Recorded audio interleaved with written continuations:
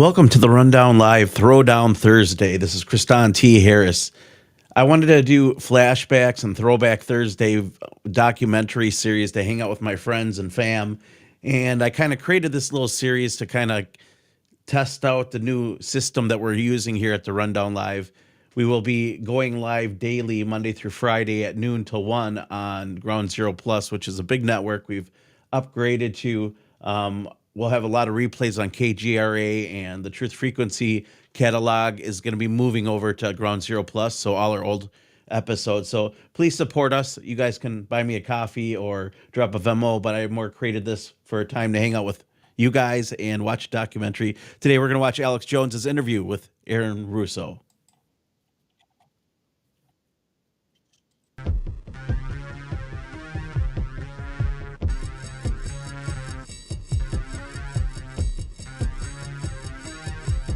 You rolling? I'm honored to be interviewed by Alex Jones, a truth seeker, fighting for justice in America. Now he's charming. He's getting me all smiley. Aaron, when did you start to think something was wrong in the world, or start to find out about the whole banking cartel and the Federal Reserve System, the New World Order?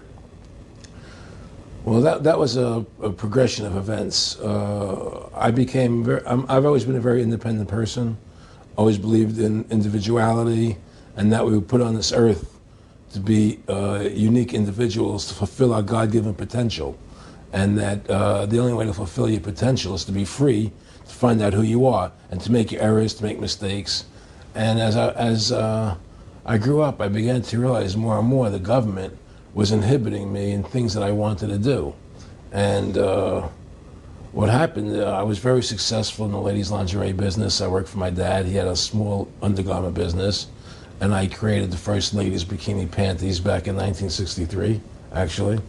And then I opened up a nightclub in Chicago called the Electric Theater that opened up the day Martin Luther King was assassinated. Wow. All right, and so the city of Chicago was in flames the day my club opened, wow. And nobody came out to the club. And well, what happened was that that was the year of the Democratic Convention in Chicago in '68. And so my club became a hangout for the hippies, you know, and because they wanted to go to Chicago and protest what was going on. And I was having a concert at my club one night to raise money, and the police raided the nightclub, my club, for no reason at all. And I was standing outside in my office overlooking the street, and I saw all these paddy wagons pulling up in front of my club. And I was a 24-year-old kid. You know, I had no experience at all, really. So what are these paddy wagons doing here? And then I saw all these cops getting out of the paddy wagons coming into my club. I said, oh my God, they're raiding me. And so I ran down to the stage, and I got on the stage, and I stopped the band from playing. And I said to the people in the audience, we're being raided, you know, so sit down on the floor, cooperate, and pull out your identification and cooperate with the police. And as I said that, two of the cops from behind threw me onto the floor and grabbed me and started dragging me out of the club. I'm going, you know, victory, victory, you know, playing it for all it was worth at the time. I was a kid. And then I saw the fire department there, and the fire department was dumping garbage cans, the garbage all over the floor. And I thought to myself, well, why are they doing that? You know, very quickly as they were dragging me out. And I didn't quite understand it. So they threw me into the paddy wagon. As I got into the paddy wagon, one of the cops grabbed my testicles from behind and squeezed.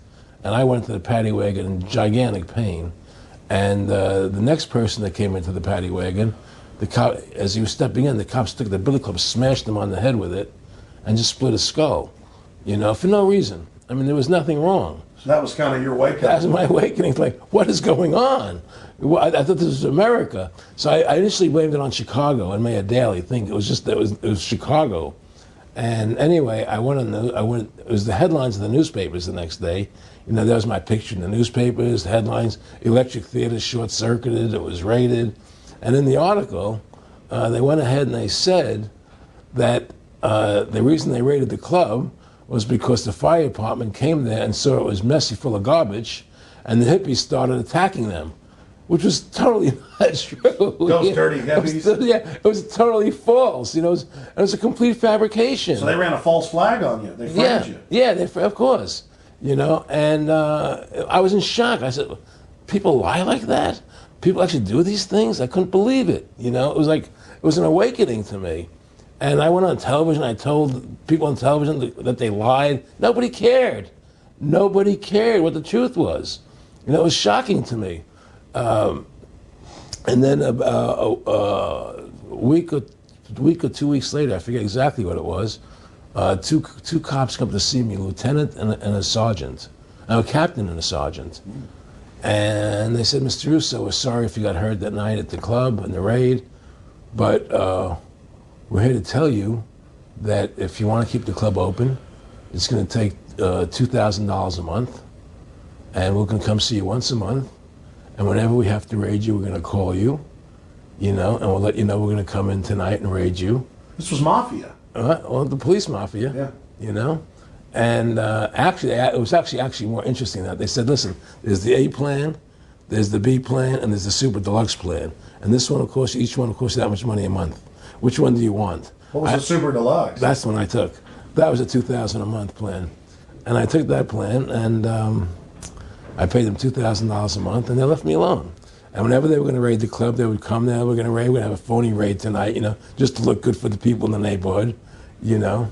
So that was your first big education? That was my education into corruption in government, you know, but I really thought that was basically Chicago. I didn't realize it was the whole country was like that. And so that was my wake-up call, that people lie and cheat and steal. And I thought everybody was always honest and nice and decent, and I had no idea about any of these things. Finally, one day they came to me and they said, look, we can't take your money anymore. I said, why, what's up? What's going on? I said, we have to close your club. There's elections coming, and the aldermen in the neighborhood don't want you open anymore. So we can't take your money.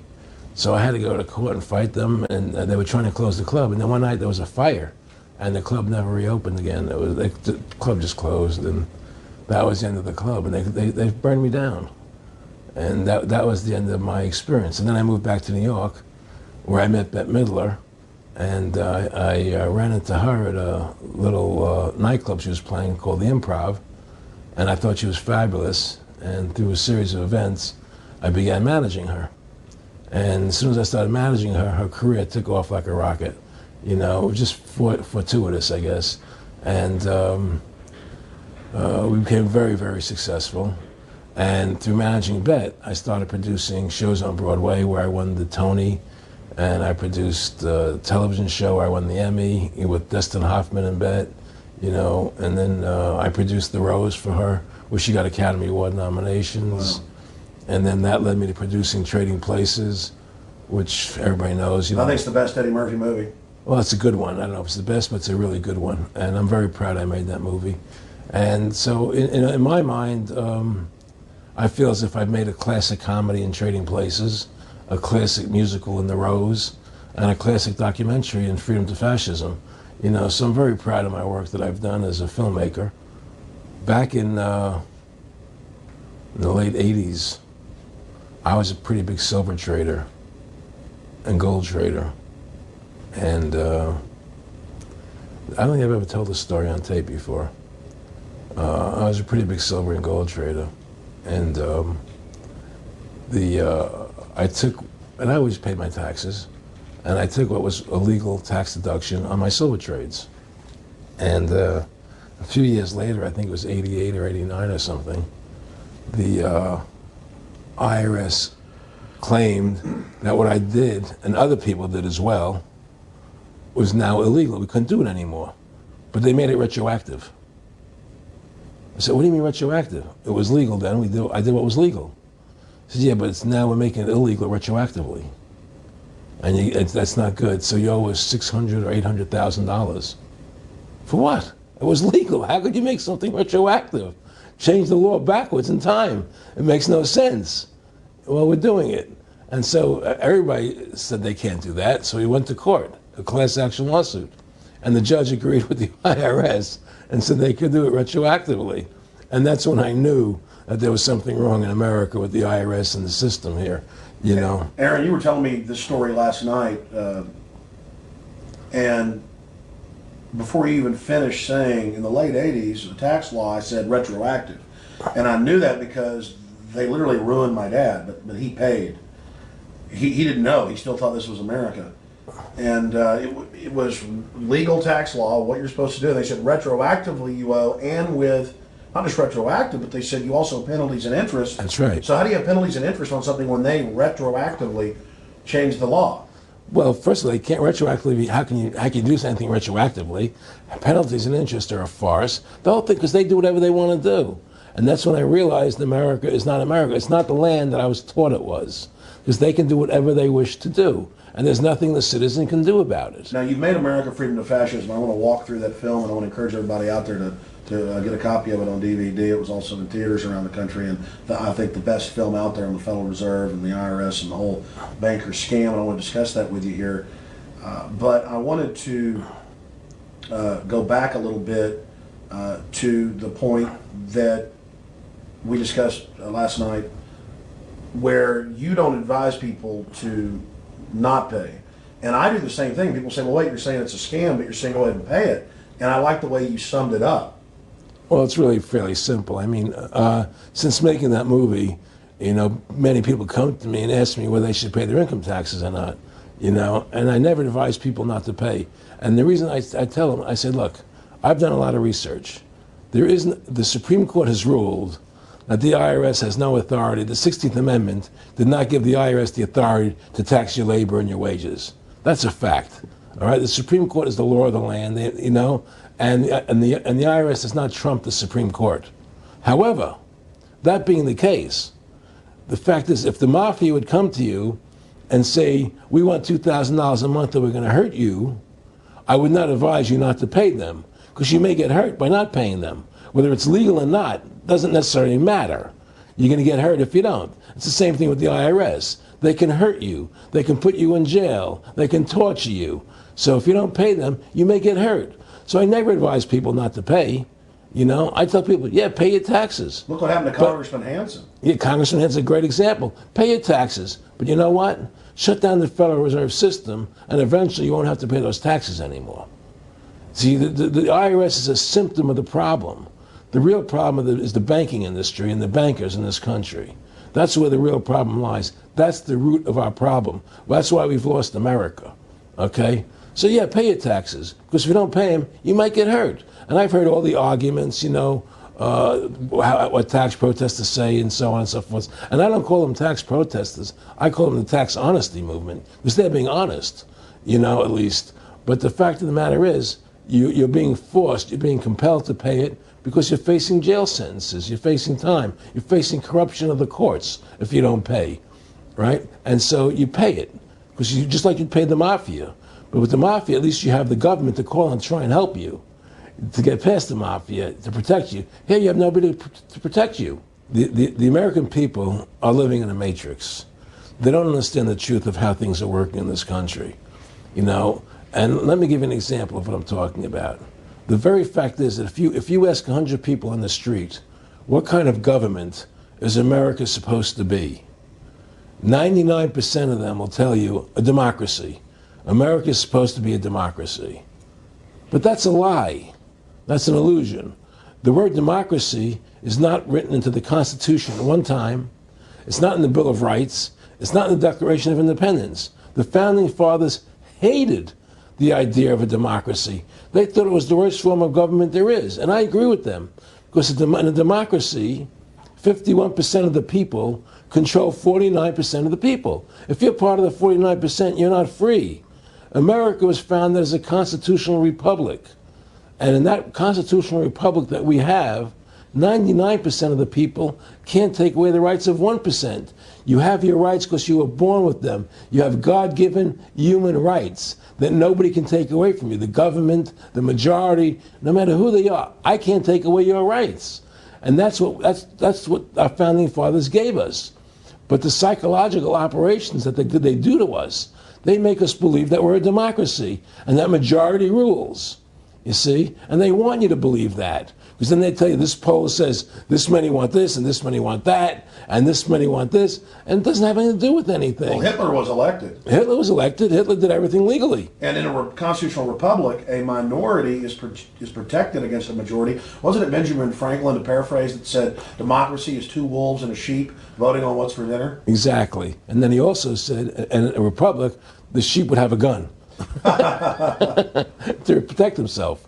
You know, and that's the truth. America's not a democracy, but you ask the most intelligent people what form of government America is supposed to be, they'll say a democracy. Because that's what they've been brainwashed. They've been psyoped into believing that. They believe that we're in Iraq.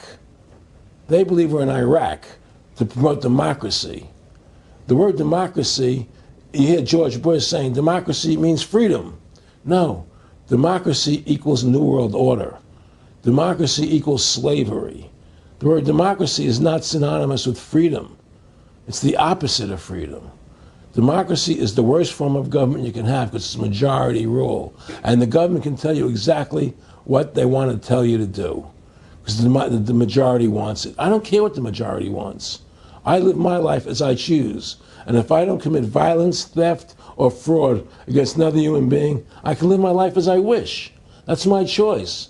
And if I'm allowed to make mistakes, because when you make mistakes, you learn from them. You grow as a human being. We're put on this earth to become the best individuals we can be, to fulfill our God-given potential, right? We're not here to put on this earth so that the government can tell us how to live our lives and what we must do. We put into these systems and these paradigms. No. The same thing in health. You know, if you're sick, you have to have a certain protocol. Nonsense. You know, be individuals, think for yourself, have critical thinking, you know. And so what's happened is that because they've taught everybody that we're a democracy, which is not true, now, so then in 1913, they bring the Federal Reserve System into being, right? And now you have this Federal Reserve System, which then in 1913 got the right to create money for the government, when before that the government created its own money. Now the government, when it needed money, had to borrow it from this private bank called the Federal Reserve, which is a private bank owned by individuals, incorporated in Delaware. And so what happens is now the government borrows money from them to fund the government. Then the government says, well, we have to pay these people interest. How are we going to pay them interest? Let's impose a tax on the labor of the American people, which never existed before, to pay the interest of the bankers.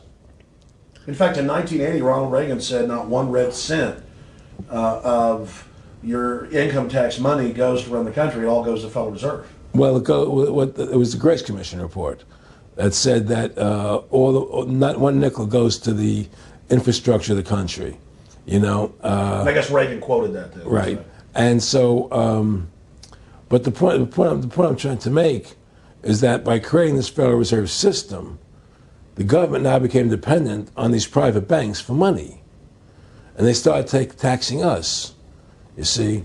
And so now what happens is that in 35, I believe it was, Social Security started. And they gave you Social Security cards, said not to be used for identification, the Social Security number right on the card, right? And through Social Security, they started deducting money out of your paycheck. That was the first time they were ever could take money out of your paycheck, because people agreed to it because they thought it was going to their retirement fund. And so then when they instituted the income tax again, they started taking money out of your paycheck because Social Security could do it. So then they could do it again. You see what I'm saying? And so now they've even taken control of the tax payment itself. I mean, literally like you're a slave. They're taking it right there when you make it. Exactly. They don't even trust the public enough to go send them and a pay it check. themselves. Right. So they take it out automatically because they know people aren't going to want to pay it. So what's happened is that through the implementation of the Federal Reserve System, the government has become vested in these bankers, and they get their money from the bankers. And so then they impose a tax on us, which makes us more slaves, makes it more difficult for us to survive, right? Giving them more profits. And now what's happened is that through the Federal Reserve System, the bankers have pretty much taken control of our government. It doesn't matter Republican and Democrat anymore, because they're both the same. Neither one of them are talking about shutting down the Federal Reserve System or stopping the payment of taxes.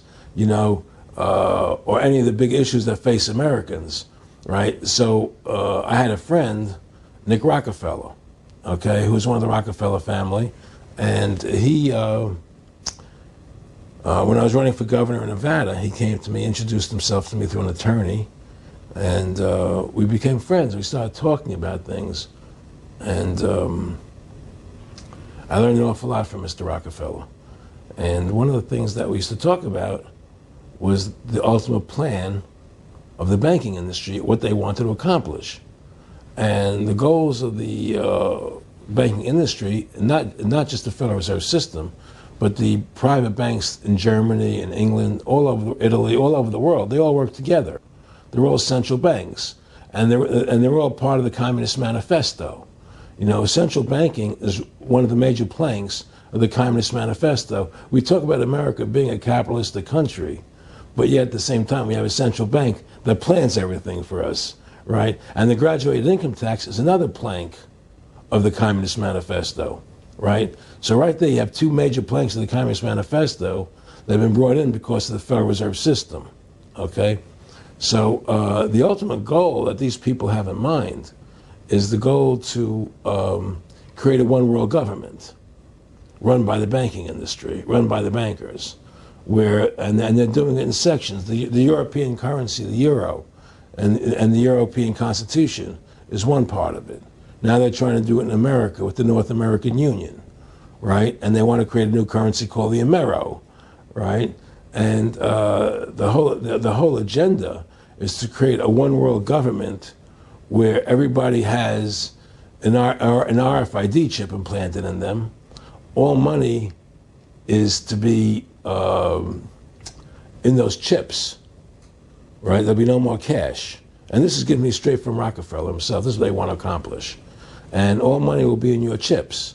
And so instead of having cash, anytime you have money in your chip, they can take out whatever they want to take out whenever they want to.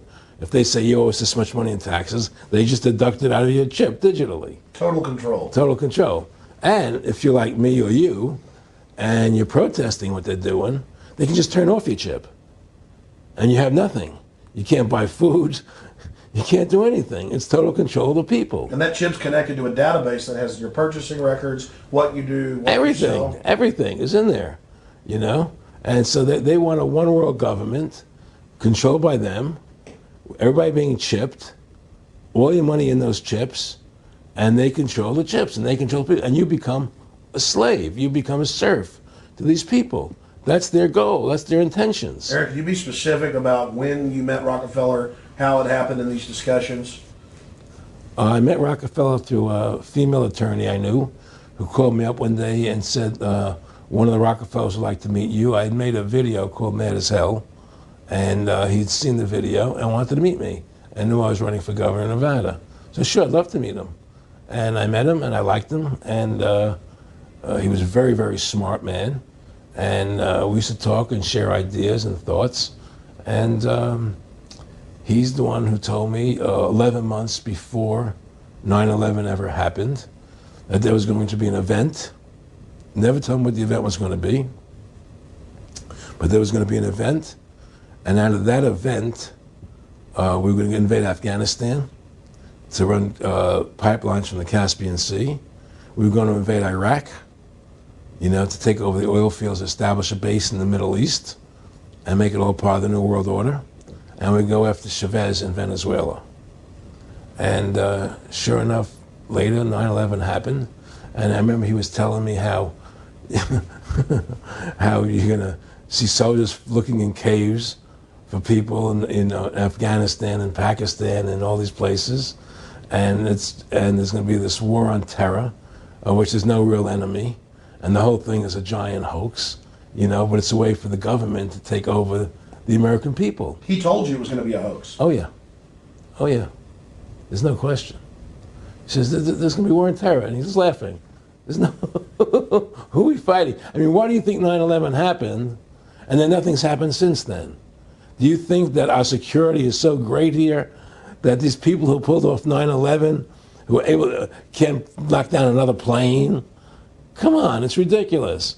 9/11 was done by people in our own government and our own banking system to perpetuate the fear of the American people into subordinating themselves to anything the government wants them to do. That's what it's about, and to create this war, this endless war on terror. And that's why and that was the first lie. And the next lie was going into Iraq, you know, to get Saddam Hussein out with his weapons of mass destruction. That was the next lie. Now, specifically, this was a little over 6 years ago. This was 11 months before 9/11. Yeah. And Nick Rockefeller, who's a lawyer, he's become your friend over the previous years, and he's saying to you that there's going to be this big event, and then out of that we're going to have a war on terror, and it's just going to go on and on. Right, an endless war on terror without any real enemy. That you can never, so you can never define a winner. And did he say that it's going to be perfect because you can't define an enemy? It just goes on and on? Yeah, because you can't define a winner. There's no one to beat, so it goes on and on forever. And they can do whatever they want. They scare the hell out of the American public. Look, this whole war on terror is a fraud. It's a farce. It's very difficult to say it out loud because people are intimidated against saying it. Because if you say it, they want to make you into a nutcase. But the truth has to come out. That's why I'm doing this interview. The fact of the matter happens to be that the whole war on terror is a fraud. It's a farce. Yeah, there's a war going on in Iraq because we invaded Iraq. And people over there fighting, you know. But the war on terror, it's a joke, you know. And until we discover what really happened on 9/11 and who was responsible for 9/11, because that's where the war on terror emanates from. That's where it comes from. It was 9/11 that allowed this war on terror to begin. And until we get to the bottom root of 9/11, the truth of 9/11, we'll never know about the war on terror.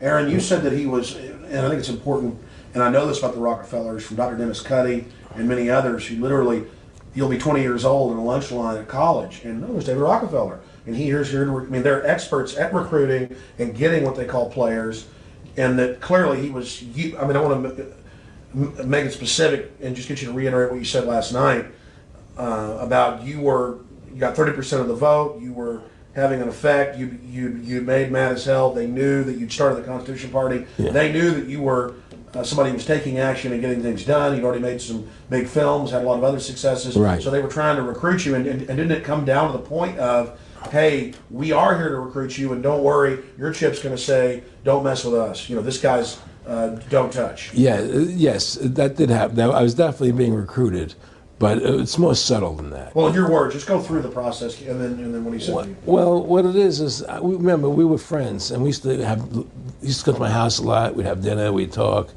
and he'd tell me about business investments, how you get involved in, you know, or they would help me with this business investment or that business investment. And was I interested in joining the Council on Foreign Relations? You know, I would have to get a letter to join them, but was I interested in that? And, you know, just stuff, you know, leading you on. And I used to say to him that I never really did that because that wasn't where I was coming from. You know, as much as I like you, Nick, you know, your ways and my ways, we're on the opposite side of the fence. You know, I don't believe in enslaving people, you know, and he would come back with, oh, I do? Or? Well, it would be more like, you know. It's better for them. Well, it's more like, you know, how do I put it? It was like, what do you care about them? What do you care about those people? What difference does it make to you? Take care of your own life. Do the best you can for you and your family. What do the rest of the people mean to you? They don't mean anything to you. They're just serfs. They're just people. You know, it was just a lack of caring, you know, and that's just not who I was. It was just sort of like cold, you know. It was just like cold, you know. And I used to say to him, what's the point of all this? You have all the money in the world you need. You have all the power you need. What's the point? You know, what's the end goal? And he said the end goal is to get everybody chipped, to control the whole society, to have the bankers, the elite people, you know, the bankers and some governor controlling the world. And I said, do all the people in the Council on Foreign Relations believe this way you do? He said, no. You know, most of them believe they're doing the right thing. A lot of them believe it's better off being socialistic. You know, we have to convince people that capitalism that socialism is really capitalism. Because America's becoming a socialist country. It's a communist country today. Well, one of the things they told me was that he was at the house one night, and we were talking, and he started laughing. He said, "Aaron, what do you think women's liberation was about?" And I said, I had pretty conventional thinking about it at that point. I said, I think it's about women having the right to work, getting equal pay with men, just like they won the right to vote, you know? And he started to laugh. He said, "You're an idiot." And I said, "Why am I an idiot?" He said, let me tell you what that was about. We, the Rockefellers, funded that. We funded women's lib, you know? And we're the ones who got all over the newspapers and television, the Rockefeller Foundation. He says, "And you want to know why?" He says, "There were two primary reasons." And they were, one reason was we couldn't tax half the population before women's lib. And the second reason was, now we get the kids in school at an early age. We can indoctrinate the kids how to think. It breaks up the family.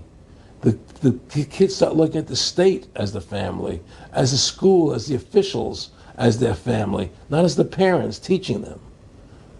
And so those are the two primary reasons for women's lib, which I thought up to that point was a noble thing. You know, when I saw their intentions behind it, where they were coming from when they created it, the thought of it, I saw the evil behind what I thought was a noble adventure. Aaron, did you know that Gloria Steinem, in one of her own books, now admits the CIA funded Miss Magazine? No, I had no idea about that. No, I never heard that. Yeah, we're going to... CIA funded Miss Magazine? Funded Miss Magazine with the stated goal of taxing women and breaking up the family. No kidding. I never heard that. Well, Nick told me. I mean, I know it, but not because I know the CIA was involved in it. Well, Gloria Steinem was proud of it. Oh, the CIA wanted to help me help women. No kidding. And so they funded it, yeah. And of course, it's divide and conquer. Right, and what they do is they focus in, obviously, on real problems. Women were getting shafted in many ways, but the elite wasn't planning to help them. They were planning to really shaft them and take men away from them. Look at what they did with black families. You only had about 10% illegitimacy 50 years ago in black communities, and now it's over 90%. And look at welfare. You were going to give you some money, but you can't have a man in the house. Right. And so that was further to degrade the family, totally destroyed. And now illegitimacy is over 50% in the general population. Right. Well, see, the whole thing is these people control the money, so they make all the rules. You understand? And they put whatever rules they want into effect. And the truth is, America has really become a socialist, communistic country. And everybody says it's a capitalistic country. It's not a capitalistic country. You know, how can it be capitalistic when you have a central bank? That's the first. It can't be. You know, it's a planned economy. It's a planned economy. It's a phony. If they want to create prosperity, they just print dollars. They just make dollars or put digits into the economy, and now you have prosperity. You don't have real prosperity. You don't have real manufacturing. You just have money being injected in. It's an infusion of credit, which only makes the government go into more debt. Into more debt. My friendship with Nick Rockefeller was one where we expressed ideas to each other and thoughts and philosophies, and he wanted me to become part of what they were doing, and for me to become a member of the CFR, and offered various business opportunities for me to get involved in, and for me to not take up the fight or the battle that I've been taking up in the past. You know, to drop that idea, because what was the point of my fighting for the people? I was a guy who was very successful in the movie business, and I saw the truth of what was happening. I tried to express it to the people, and rather than having me express it to the people, they wanted me to join their side because I was a mover and a shaker, and rather than me opposing them, to join them. It was real simple, and he tried to recruit me into that situation, and I didn't go for it. Did he get angry when you didn't go for it? No. And, you know, it's like, you know, I remember one time he said to me, "You join us, so you have an ID card, Aaron, you know, you have a chip, and your chip will say KMA on it." And I said, "What does KMA mean?" He said, "It means kiss my ass." And anybody stops you, a cop or whatever, and you show them your card or your chip, and they'll know to leave you alone, because you're one of us, you know? And, you know, why are you fighting for the people for? What is that about? The people are just, you know, they have to be ruled. They have to be, you know, the Constitution, what you're standing for, is only for a few people. It's only a few individuals that can live that way, you know. And we believe that it's best for society to be ruled by an elite people who control everything. And I said, I don't believe that.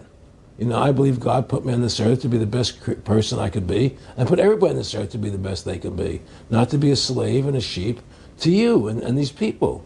And I don't understand why you want to control everything. What is the need for that? You know?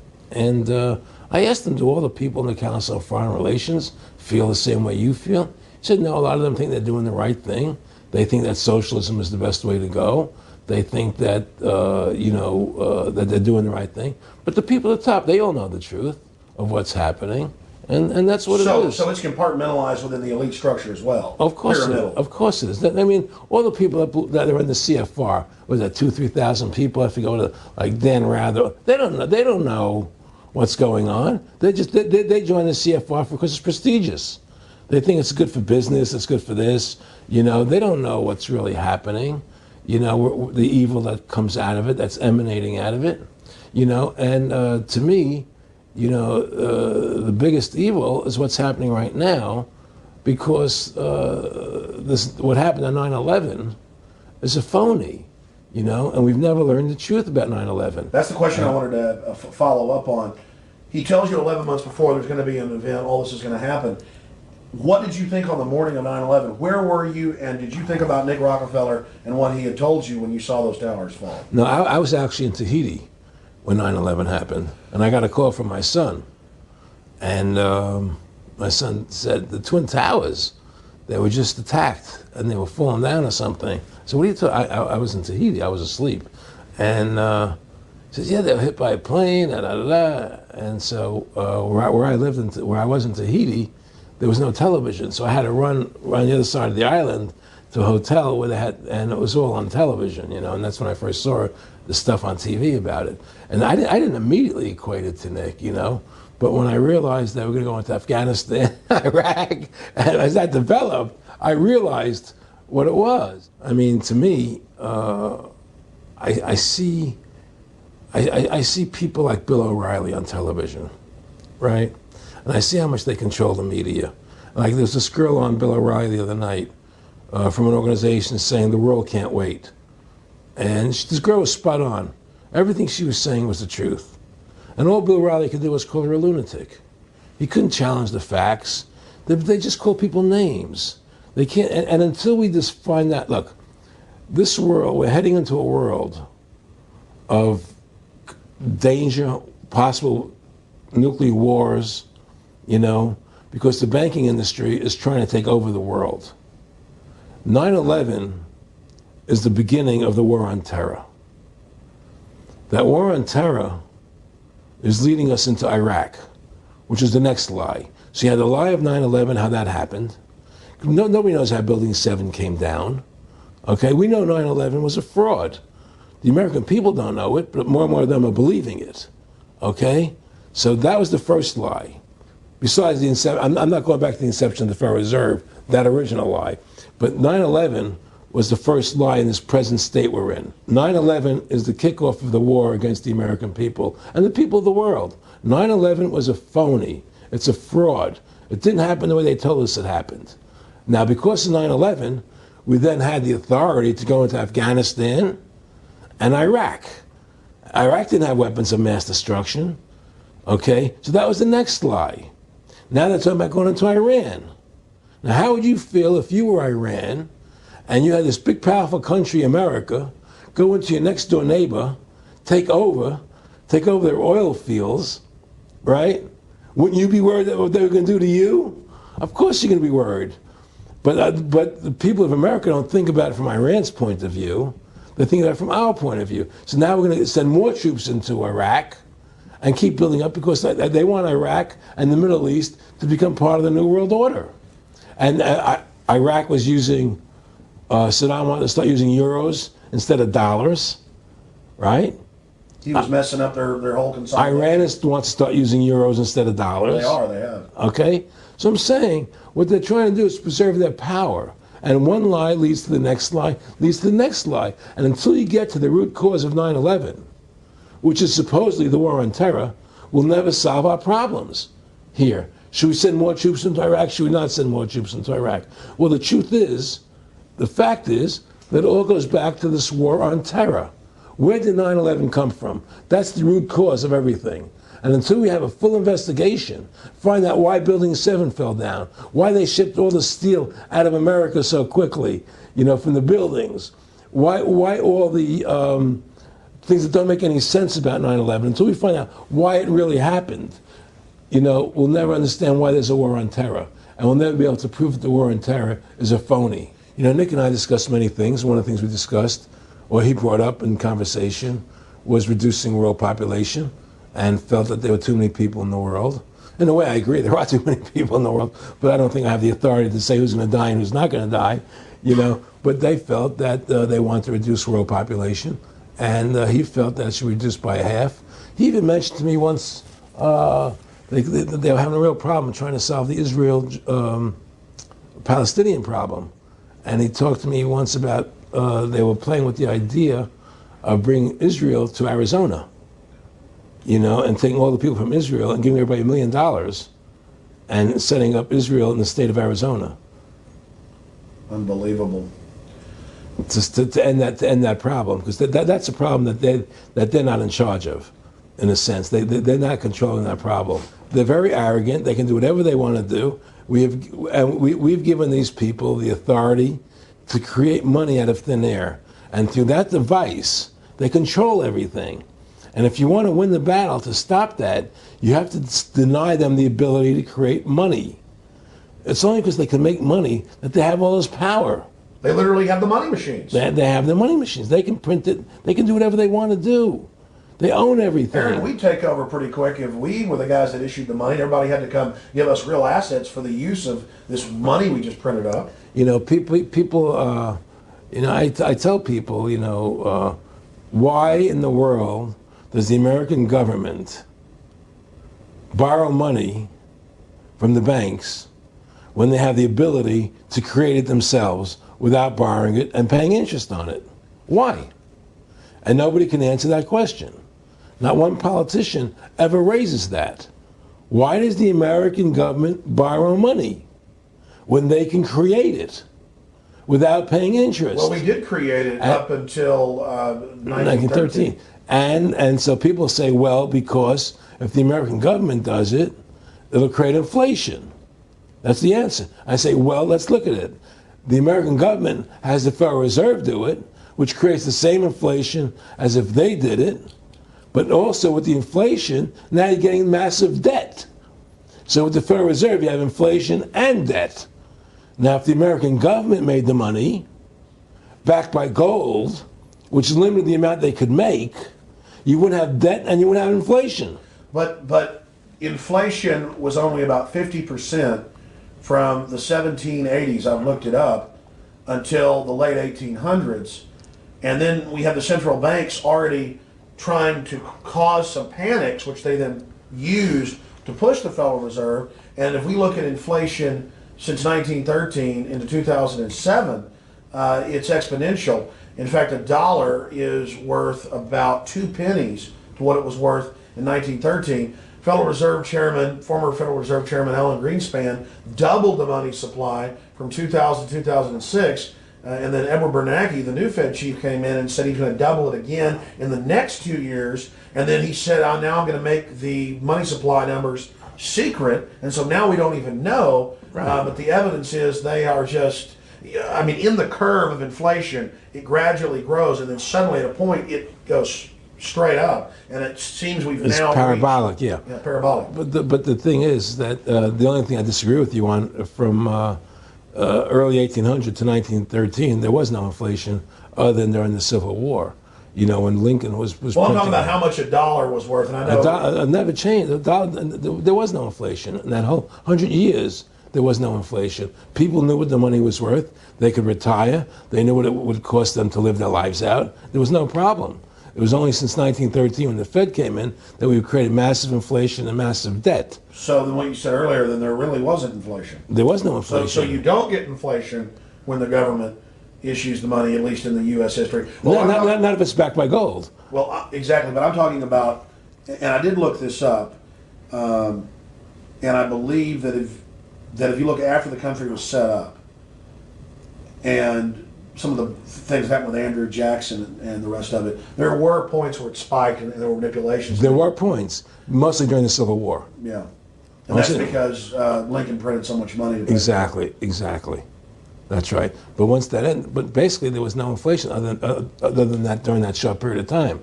I mean, a loaf of bread was a loaf. Of course, the same thing. People could plan their lives. Today, they planned inflation. Now you have two parents working. They can't afford to pay for their family anymore. The kids are going to state-run schools now. The kids are being indoctrinated how to think. They're being given Ritalin. They're being given all these drugs. The whole country's being dumbed down. It's all because of the Federal Reserve System. And the Federal Reserve System and these bankers are responsible for the demise of America. And if we ever want to win this battle, you must shut down the Federal Reserve System.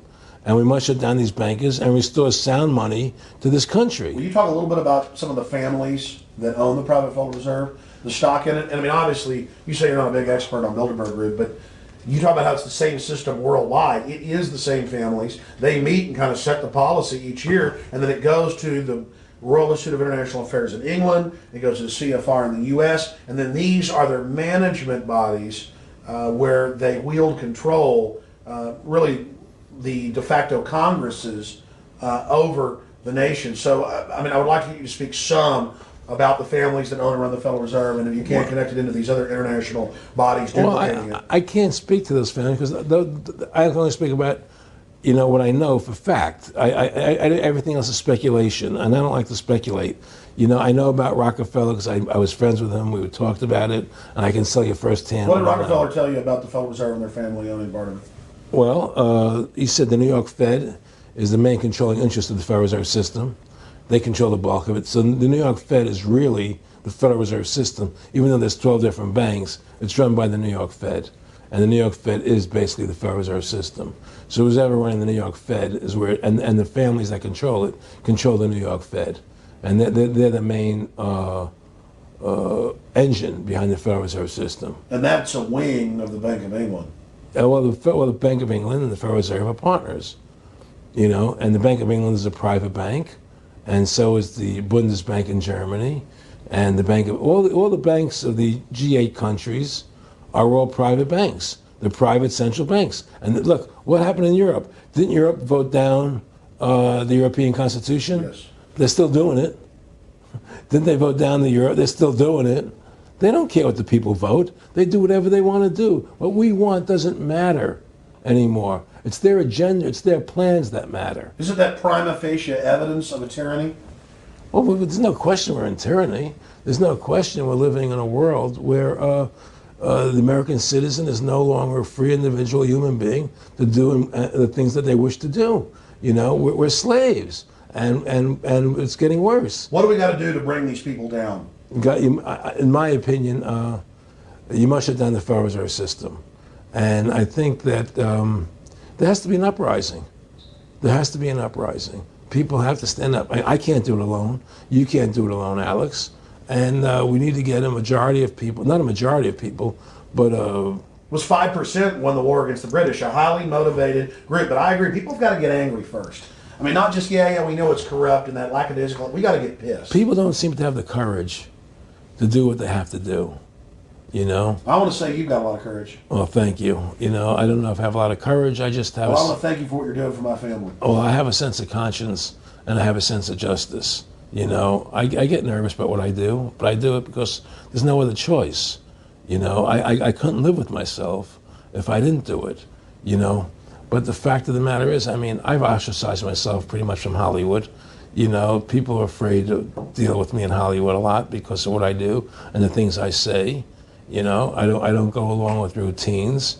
You know, a lot of people in Hollywood know the truth. They're not willing to stand up and speak about it. You know, and I know many of them have seen my movie, you know, and they know I'm right, and they won't talk about it because everybody's afraid. Everybody's afraid because they think that this money they get, these Federal Reserve notes, are really money, and they think they have a comfortable lifestyle, and they're afraid to change. You know, they're afraid to stand up for what's right. And until people are willing to stand up and have the courage to do what they need to do, it's not going to change. And hopefully, you know, what you're doing, what I'm doing, what other people like us are doing, can affect the change that people will stand up and say, hey, I've had enough. The thing is, we have one advantage, that they need us to cooperate. See, if we don't cooperate with them, they can't win.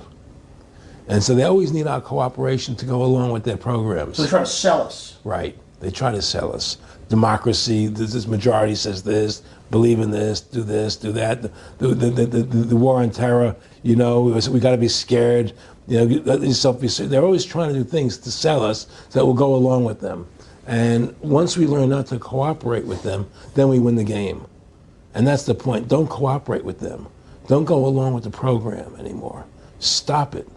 Join forces. You and I should run for president and vice president and take over this country and bring freedom back to this country. That's what it's going to take. Two people like you and I, statesmen who believe in freedom, who believe in Thomas Jefferson and the Constitution and the founding fathers to make this country whole again. Because right now it's in the grip of the evil ones, And the only way to stop that is for good men to stand up. What's Edmund Burke said? Evil can only thrive when good men do nothing. Yes. Right? We got to do something. That's what it is, Silence is golden, but when it comes to your freedom, it's yellow. We have to stop being scared. We have to stand up and do what's necessary to take back, to stop these bankers, these elite, this government full of lies, congressmen full of liars, people destroying our borders, creating a government. I mean, imagine this.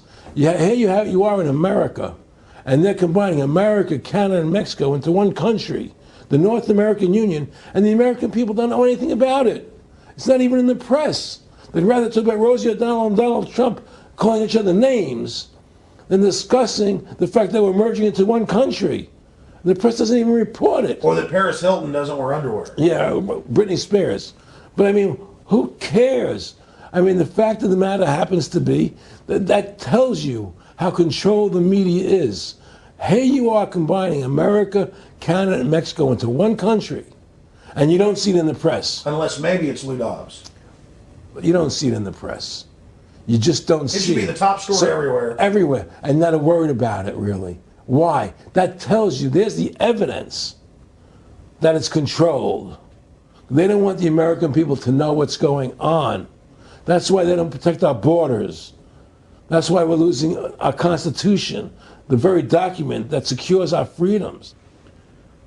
Well, I think if you analyze the situation, and if you realize that since the Federal Reserve has come into being in 1913, illegally, without a constitutional amendment, by bribing a few senators during Christmas vacation, they turned over the most important power that the American government has, the creation and issuance of money, to a private bank. Through that private bank issuing money, they have destroyed this country. They have destroyed the purchasing power of the money in this country. They've created social programs that are destroying this country. Now, they've taken over our government, both Republicans and Democrats. There's no difference anymore between the two parties. They control both parties. It doesn't matter to them which one wins, because who's ever running for president will be someone they anoint, okay? Whether it's Hillary Clinton or John McCain running for president next year, they're going to be people that are going to do what they want them to do. And the fact of the matter happens to be that you can't win an election unless you have enough money to win. They make sure who gets the money, okay? So through these bankers attempting to taking over America, knowing America was the freest nation in the world, it was necessary for them to take over America, take away our gun rights of freedom to bear arms, and create a country where we become slaves. Because once they take over America, the rest of the world becomes a lot easier for them.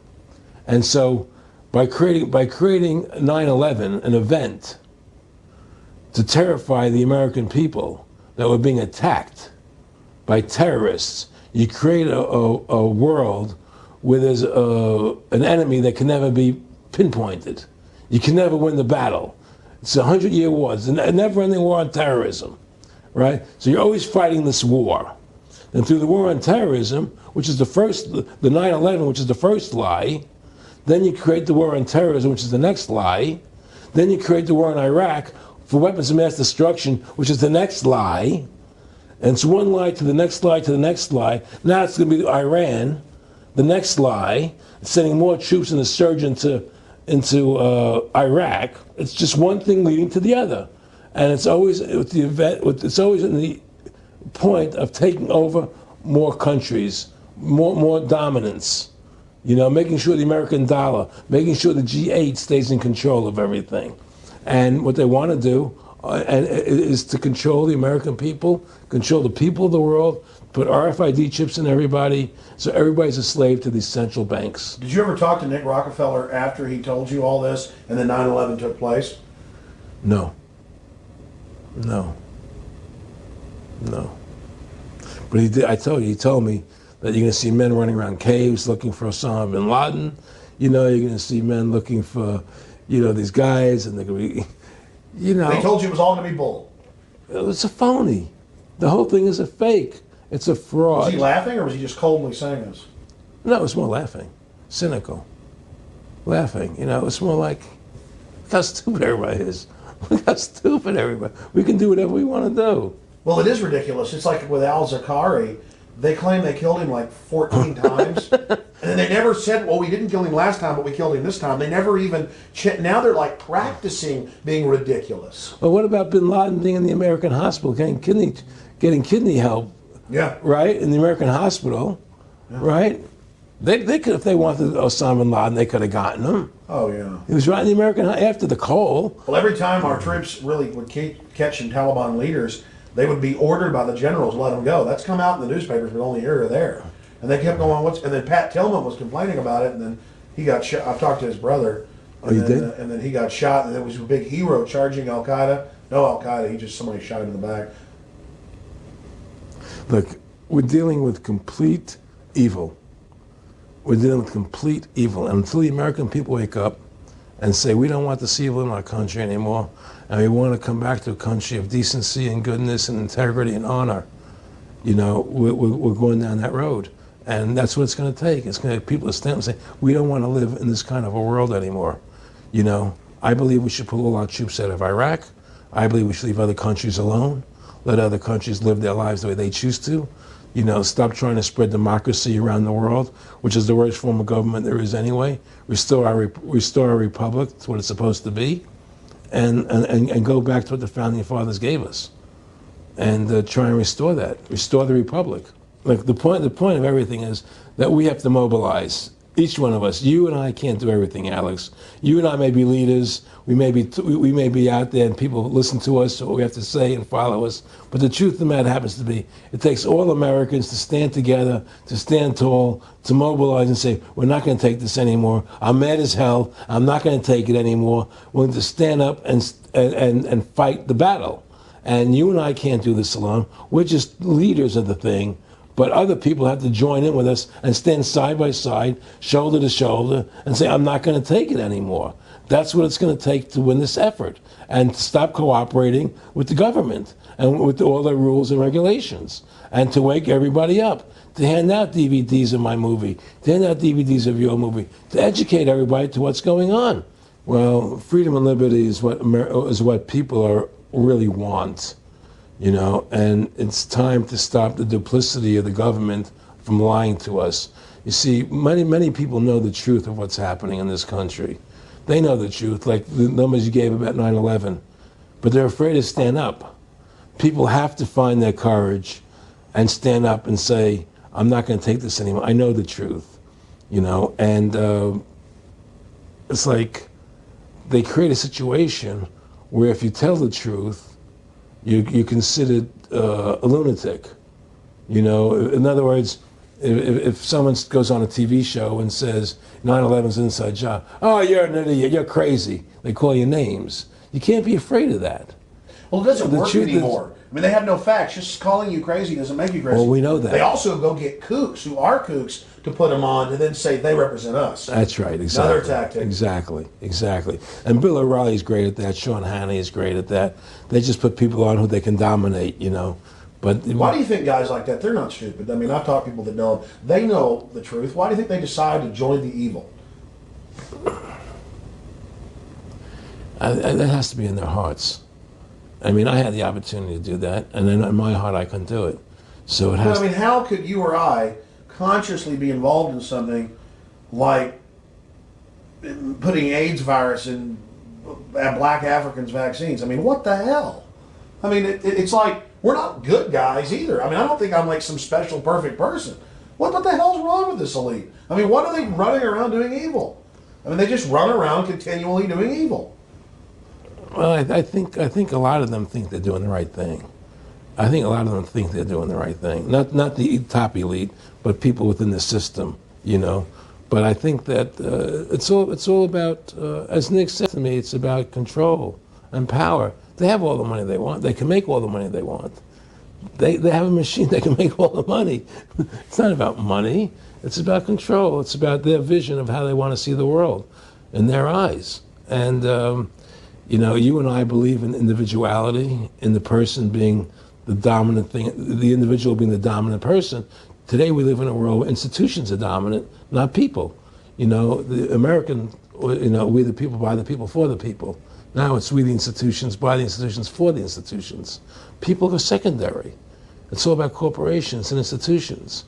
And the Federal Reserve is the biggest institution in the world. You know, if you ask somebody what's the biggest corporation in the world, they'll say Google or Walmart or Exxon or something. But the biggest corporation in the world is the Federal Reserve System, right? And all the other corporations feed off the nipple of the Federal Reserve System. Well, it's like the Monopoly game. The bank always wins. It has unlimited money. It's not the people playing on the board. Exactly. The bank owns the board, the box, the right. The shelf it's sitting on. But that's because you gave them the ability to make the money. You have to take that away from them. We need to take the bank away from the private bankers. Exactly. You have to take the creation of money away from the private bankers, and you'll solve 95% of your problems. Well, let me look at America. 10% growth rates every year, like China's having right now. The U.S. had 10% growth rates until the Federal Reserve took over. And then if you look at that, it all starts really going downhill from there. Well, they destroyed the American worker. What they've done, here's what's happened. The Federal Reserve has created this massive inflation in America, which means that the American worker has to keep making more money to keep up with the cost of living. The more money they make to keep with the cost of living, the less competitive they become in the world economy. So now what happens is we have to pay our workers so much to keep up with the cost of living. Say, well, screw the American worker. Let's go overseas now and get the cheap labor. But really, that's a war being waged against the middle class. Of course, the bankers print the money. Really, this is a war being waged against the middle class. The bankers print the money. Everything they're doing is about destroying any private pools of wealth or independence. Yeah, but what I'm trying to say is, because of the inflation that they've created, they've now allowed other countries to outcompete us. You see, because other countries don't have to pay as much money as we have to pay here to our workers to survive. Yes. So now we're not competitive anymore. So we've lost our manufacturing base. We've lost our competitive. In the old days, the American worker, you wanted to buy everything American. You wouldn't buy anything from Japan, which was cheap crap. And what does that leave us? It leaves America this military force, and so the elite's giving us a deal. We'll continue to build up your military and give you homeland security jobs, shift your economy over to being the bulldog enforcer of the New World Order. Exactly. You can either do, and by controlling the economy, they force everybody into that position. That's exactly correct. That's exactly correct. And there's no more manufacturing here. We're a service economy. We do nothing. We provide nothing. We provide nothing to the rest of the world anymore. Well, first of all, Freedom to Fascism is a movie that everybody should see, because we show the fraud of the income tax. We show how judges put people in jail for no reason. We show the corruption of the justice system, and we show how the Federal Reserve came into being and how it's controlling society, and how all the central banks of the world are working together through the Bank of International Settlements in Switzerland, which is the central bank for all the central banks, and how they all work together to create this one world government, the one world order, which is what they're trying to do. So Freedom to Fascism is a movie just to get you a good basic education about how the world is really working. And I really want everybody to see that movie. Critical. In terms of the CFR, in terms of compartmentalization, I mean, there are many good people, I believe, that are part of these organizations who don't even understand what the organization's really about. People like when I was in Germany doing cancer treatment, There was a gentleman there who was visiting a friend of his who had cancer, and he was a member of the CFR. And we were talking, and I showed him the movie. He said, "Oh my God, I'm going to resign. I had no idea this was what the CFR was about." He had no idea. He was just a nice guy who thought he was in this prestigious organization. Yeah, a lot of it's about getting good people, and so you can watch them. Keep your friends close, your enemies closer. Well, no, it wasn't even that. It was, well, a lot of people join the CFR because they think it's a prestigious organization. It'll help them in business, make good business contacts. They didn't have an understanding that the CFR is really about world domination, about how they and the Trilateral Commission and the Bilderbergers all work together, with the banks to control the people. They don't. A lot of them don't understand that. They don't see the big picture. Oh, it's CFR. It's a prestigious organization. I'll meet this one. I'll meet that one. I can do good business deals out of it. It's just business to them. The CFR wants to get the people in there that have influence and power, and so they're part of that. So they're not opposing them, It's like the whole country today is becoming the haves and have-nots. You're getting the very, very wealthy. The middle class is being destroyed, and you're getting the poor people. Isn't this just a slick mafia that took over and uses fancy PR? Well, you can call it mafia, you call it whatever you want, but it's definitely a criminal organization. There's no question about it. But it's a criminal organization that has prestige, that appears to have what's the word I'm looking for? Class, style. It's like, respected. It's respected. People don't look at it as being a criminal organization. That's what a great job they've done. People look at Alan Greenspan as being a hero. The maestro. Money's a funny thing. I was talking to Michael Eisner one day, and I said to Michael, you may have $1 billion, Michael, but they're all dollars. If the dollar goes bad, how much money are you going to have? And that's the thing. Everything is denominated in dollars. Everybody thinks in terms of dollars, but the dollar has no value. And then someday it's everything returns to the mean. Well, really, the whole universe, financial universe we live in, is a matrix fraud. Yes, it is. And that's why it's going to come crashing at some point. And they're going to try and hold it up as long as they can. I mean, whenever they want to manipulate the markets, they can. If they want to send the price to go down lower, they can. If they want to send the stock market up, they can. They do that. There's no more free markets. You don't live in a society where free markets rule anymore. You don't live in a capitalistic society. But meanwhile, they say it's capitalistic and free market all day, when really they're waging war financially and politically. Exactly right. Aaron Russo, I want to thank you for this interview. Anything else you want to add? No, I'm happy to do it for you. How about your website?